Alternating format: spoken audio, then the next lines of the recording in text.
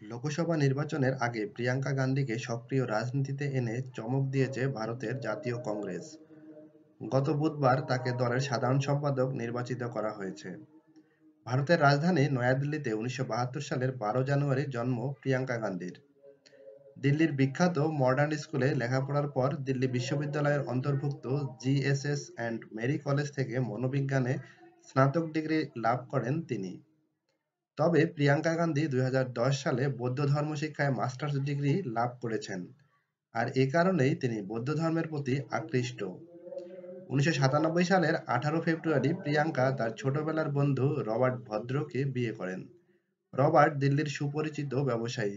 ছেলে রোহান আর মেয়ে মিরায়ানাকে নিয়ে তাদের সংসার। রাহুল গান্ধীর চেয়ে ২ বছরের ছোট প্রিয়াঙ্কা সাধারণ মানুষের কাছে ইন্দিরা গান্ধীর দ্বিতীয় রূপ।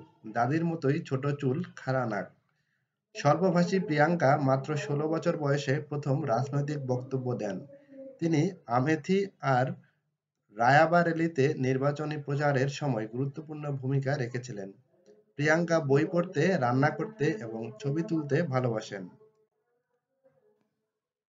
দর্শক, আমাদের ভিডিওটি কেমন হয়েছে অবশ্যই কমেন্টের মাধ্যমে জানাতে ভুলবেন না এবং আমাদের চ্যানেলটি সাবস্ক্রাইব করে আমাদের সঙ্গেই থাকবেন। ধন্যবাদ সবাইকে।